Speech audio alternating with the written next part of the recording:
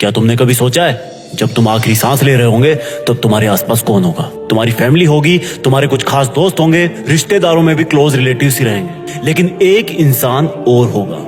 वो बस तुम्हें कुछ समय पहले से ही जान रहा होगा और उसको इस बात का कोई फर्क नहीं पड़ेगा कि चाहे तुम कोई भी हो, किसी भी धर्म के हो, किसी भी जाति के हो, किसी भी गांव के हो, शहर के हो, गोरे हो, काले हो, बच्चे हो, बूढ़े हो, आदमी हो या औरत हो, वो तुम्हारा और तुम्हारे रिलेटिव्स का आपस में मिलने का टाइम बढ़ाने के लिए, तुम्हें नई जिंदगी देने के लिए अपनी टीम के साथ पूरी जी जान लगा रहा होगा। ये वो इंसान होगा जिसने अगर ऑपरेशन थिएटर के बाहर आकर सॉरी बोल दिया तो समझो खेल खत्म। ले सकते हो ये जिम्मेदारी, बन सकते हो इस तरह का एक बहादुर डॉक्टर जो कि अभी अभी ऑपरेशन थिएटर से निकला है, जिसको इंफॉर्मेशन मिली है कि इमरजेंसी है। एक डॉक्टर के लिए इमरजेंसी वर्ड काफी है। उसके लिए इमरजेंसी का मतलब सिर्फ और सिर्फ किसी की लाइफ है। एक इंसान अपने आप को कितने विश्वास से सौंप देता है खुद को डॉक्टर के सामने, सब चीजें कबूल कर लेता है, क्योंकि मरीज जानता है कि डॉक्टर को नहीं बताऊंगा तो किसको बताऊंगा। और ये विश्वास आता है तुम्हारे नॉलेज से, तुम्हारे प्रोफेशन से, और ये दोनों आते हैं सिर्फ और सिर्फ डेडिकेशन से।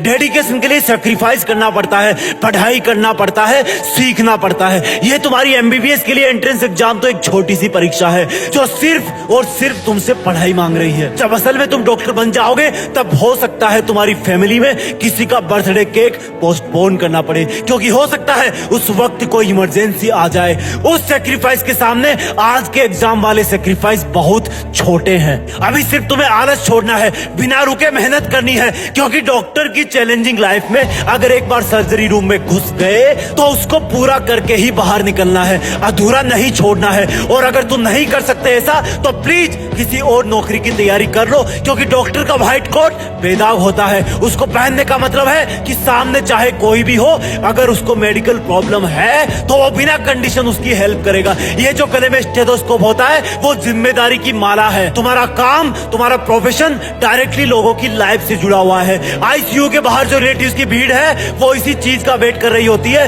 कि कब डॉक्टर बाहर आए और बोले कि चिंता मत कीजिए, मरीज खतरे के बाहर है और उसको होश आ गया है। कहां से आती है ये जिम्मेदारी, कहां से आता है लोगों में एक डॉक्टर के प्रति इतना विश्वास? सोचा है कभी? क्योंकि वो मेहनत करते हैं और वही मेहनत तुम्हें अभी करनी है। सोचो ये तुम्हारी नीट की एग्जाम या एम्स की एग्जाम एक इमरजेंसी है। अब तुम क्या करोगे? डॉक्टर होना चैलेंज स्वीकार करो, अपनी टीम बनाओ और तुम्हारी टीम में तुमको मिलाकर सिर्फ 3 लोग हैं। पहले तुम, दूसरी तुम्हारी प्लानिंग, तीसरा तुम्हारा हार्डवर्क। तुम्हारा स्टेथोस्कोप है तुम्हारा दिमाग, जो हमेशा तुम्हारी मंजिल पाने के लिए बेताब धड़कनों की बात सुनता है और उसके हिसाब से तुम्हारी बॉडी को मेहनत करने के लिए ऑर्डर करता है। और जब तुम इस एग्जाम की इमरजेंसी से लड़ रहे हो उस वक्त अपने इस ऑपरेशन थिएटर रूपी स्टडी रूम के बाहर की वार्निंग लाइट जला देना, ताकि तुम्हें मेहनत करने से कोई डिस्टर्ब ना कर सके, यहाँ तक कि तुम्हारी गंदी आदतें भी नहीं। और जी जान से किताब की हर एक लाइन पढ़ना, क्योंकि तुम्हें क्या पता कौन सा केमिकल फॉर्मूला किसी की जिंदगी बचा दे।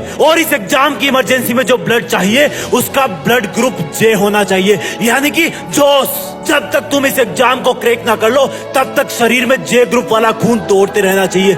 जब तक मिशन पूरा ना हो तब तक क्विट मत करना। तुम्हारी हर एक सेकंड पर एग्जाम के पेशेंट की हर एक सांस चल रही है। इस तरह से तुम डेली मेहनत करना, पढ़ाई को एक इमरजेंसी की तरह लेना। और सुनो, डॉक्टर बन रहे हो ना तुम, तो कभी भी चीजों में डिले मत करो, आलस को लात मारो। यकीन मानो मेरा, तुम्हारा ऑपरेशन सक्सेसफुल हो जाएगा। बड़े होकर एक नेक और काबिल डॉक्टर बनना, क्योंकि दुनिया में ऐसा ट्रस्ट बहुत कम जगह को देखने को मिलता है जैसा मरीज और डॉक्टर का होता है। मरीज बिना कोई सेकंड थॉट लाए वो सब करता है जो डॉक्टर कहता है। वही डॉक्टर अपनी मेहनत और लगन से, अपने ज्ञान से और सर्जिकल इंस्ट्रूमेंट से बहुत बड़े बड़े काम कर जाता है।